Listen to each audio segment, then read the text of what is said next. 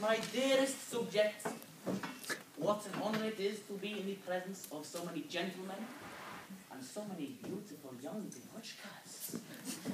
Now, I, as you surely must know, am Grigory Yefimovich Rasputin, or as my Russian counterparts call me, the Mad Monk. And I am here today to inform you not only why I deserve to stay in this balloon, but, more importantly, why I am Russia's greatest love machine. As well as surviving death, not once, dearest friends, but 4 times. But apart from this majestic feat, which I've already informed you of, what else have I done to make myself worthy of survival? Hey, boy, come over here. Thank you. Ah, my peasants, my vassals. I am Alexei Mikhailovich Lominov, son of the Tsar and heir to the throne. And while I may have the physical embodiment of a Russian Hercules, alas, I suffer from hemophilia and panic attacks, but also dashing good looks. But this man, no, this God, he can light up my world like nobody else. He blesses me, and by channeling the powers from above, he allows my fits to subside. God bless and honor his beloved bearded brother. My dear prince, brother in arms indeed, during the so-called Great War, I lent my mystic mojo to the army, bringing blessings, as well as great accuracy to all I lay my hands on. But soldiers aren't the only things that scoundrel laid his hands on. I, the Honourable Tsarina, have often been accused of being ravished by this most salacious stallion. But the only thing that touched me in the years my darling husband was away fighting was the kindness he provided me in showing me the political realm.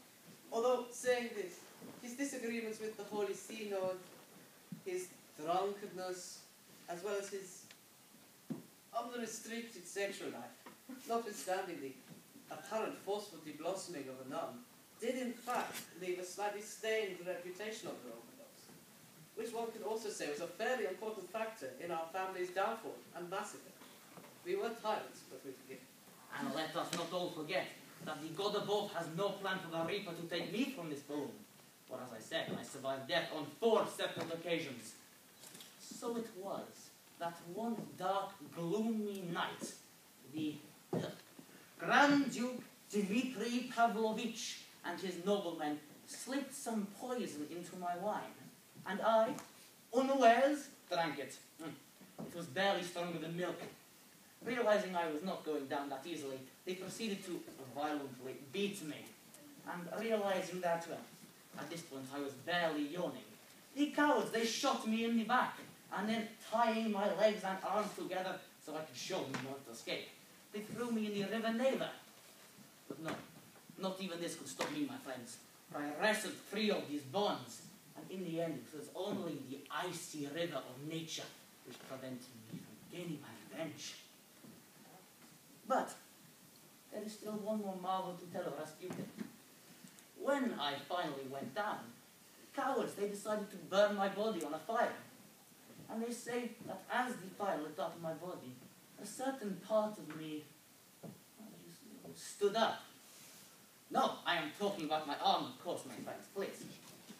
So, with all of these majestic feats I have told you, surely it is impossible not to keep me in this great balloon. And, of course, disregarding all of that, who doesn't love a party animal? Hey, thank you, my friends.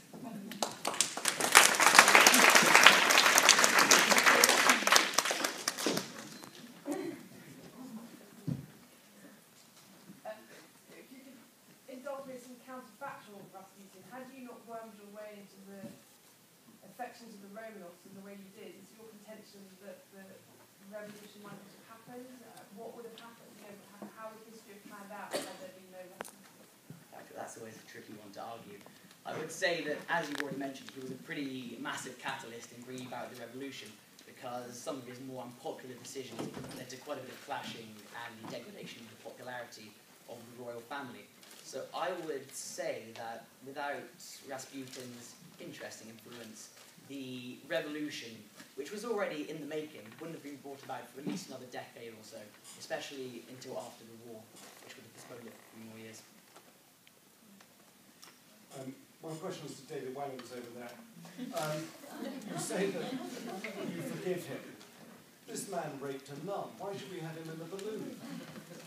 He was a highly influential character. He held great sway over me. Many of my decisions were in his confidence. He helped me lead the domestic situation while the Tsar was away on the front during 1916-15. And his dedication, especially his ability to heal my son, his seeing mysticism, which came from his refusal of new treatments such as painkillers, which were later found to actually worsen haemophilia because of their blood-thinning qualities, made him seem, as we were unaware of this at the time, as a mystic man or a man in touch with God. So it was hard to argue, therefore, that, especially from one so close to his miracles, that he was not blessed in some way. So he's colourful, but in a sentence, what has he done for the Russian people? For the Russian people, he has definitely helped bring around the Russian Revolution, and so has changed the face of Russian politics irrevocably.